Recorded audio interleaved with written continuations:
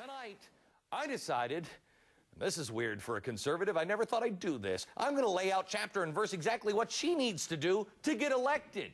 Stephen Moore writes editorials on economics for the Wall Street Journal. Stephen, in your wildest dreams, did you ever come to a place where you thought, well, hang on, let me see if I can war game on how to get Hillary elected? Really, Glenn, when your producer called me and asked, what the formula is for Hillary to resurrect herself, this Titanic is headed to the iceberg. I'm not sure I want to steer it away from it. Well, you know what? I'm here to help. But I'm afraid, here's why I'm doing this. I'm afraid of Obama. His economic policies are the Titanic. She's just a little lifeboat that's like, oh, crap, I wasn't paying attention. I guess that was the iceberg. We hit it, too. Yeah, what Hillary needs to do if she's going to pull this thing out, she still has a chance. Ohio and Texas are next week. Believe it or not, Glenn, she has to move more to the middle. She has to start attacking Barack Obama's ideas as junked, left-wing, old-fashioned ideas that are not new, that are not changed. For instance, Stephen, couldn't she make the case that she wants to raise taxes, too? Hey, progressives, I love big taxes, but I'm only going to go as far as my husband did. Right. What Barack Obama wants to do is crazy talk. Couldn't she make that case? I think she could. She could say, look,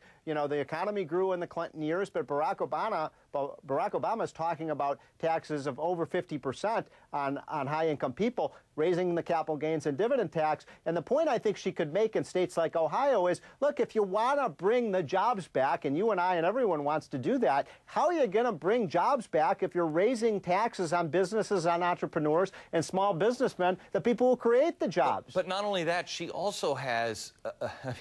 they both love unions, but Barack Obama is in bed with unions in a way we haven't seen maybe ever, right or wrong. Yeah, there's a program that the left is advancing called Union Card Check Issue. And basically what this would do is take away secret ballots for union elections. And what this would mean, Glenn, is that potentially millions of American workers, people watching this show, might be forced into unions because of what Barack Obama supports. This idea that, you just have the union thugs say, sign this card, and if you sign it, all of a sudden you're in a union. Okay. And the Christmas list, I'm just looking for the differes. By the way, on that one, it's hard. Hillary you almost need a crowbar to separate these two. But Hillary is not for that, or is she? Well, she's been, she's cozied up to the unions, too. This is what makes it very difficult. Before she was against it? Something like that. Okay. All right. And when it comes to spending... Yes.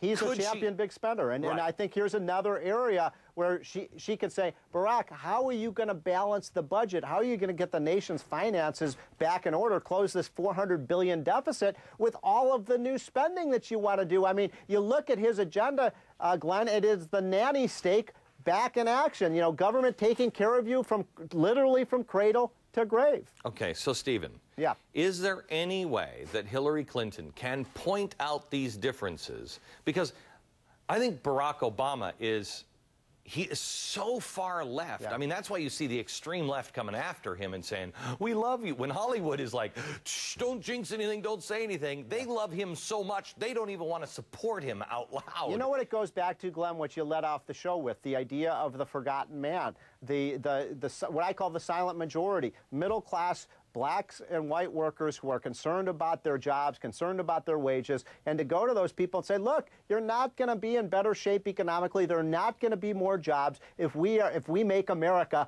the highest tax country in the world. My God, this country was formed on the idea that we have no taxation without representation, that we would get rid of the high taxes. That was what the Boston Tea Party was all about. Right.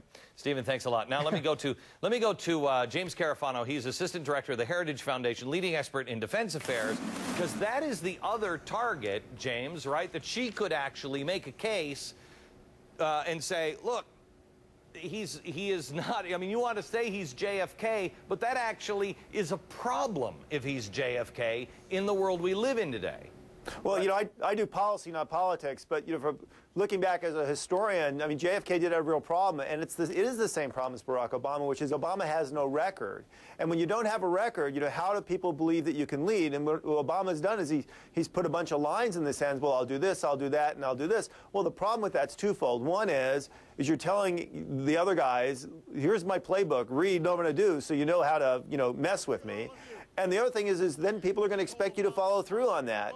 And so the problem there could be is, you know, if you say this is the line in the sand, somebody's going to put their toe over. And if you don't do something, then you'll lose credibility, or you may wind up doing something stupid. And that's the problem JFK had. That got him into the Cuban Missile Crisis. That got him into the nuclear arms race. Okay, so your case is that the Soviets were testing him.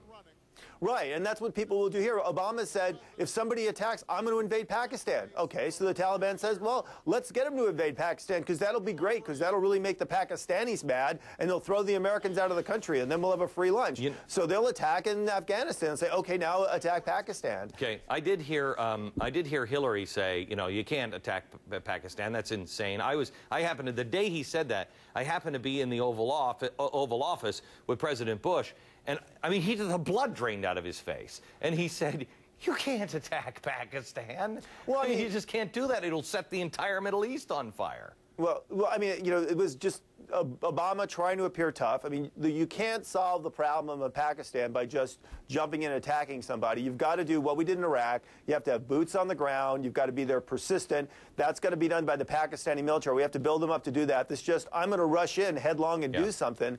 That just looks very, very immature. At the same time, he wants to withdraw troops, which I think you'd agree would be an absolute bloodbath. I mean, George Clooney will be talking about the genocide that is going on in Iran or Iraq if we just leave. But the other part of it is, he is so full of hope and idealism and everything else. He wants to negotiate with some of the most brutal people in the world. He wants to sit down with them. I don't think I think he believes that everybody's good, and so he fails to recognize evil is evil. Well, of course, this is another classic problem of, you know, saying what you're going to do. You know, when you're negotiating with somebody, the first negotiation is agreeing to negotiate. So if the first thing you do is says, I'll talk to everybody, in a sense you've already given away the store because you've already sacrificed your playing card. If you're willing to talk with me, you've already told me that, you know, I've got the upper hand. So it's just not statesmanlike. When you look, when people normally run for president, they don't do this.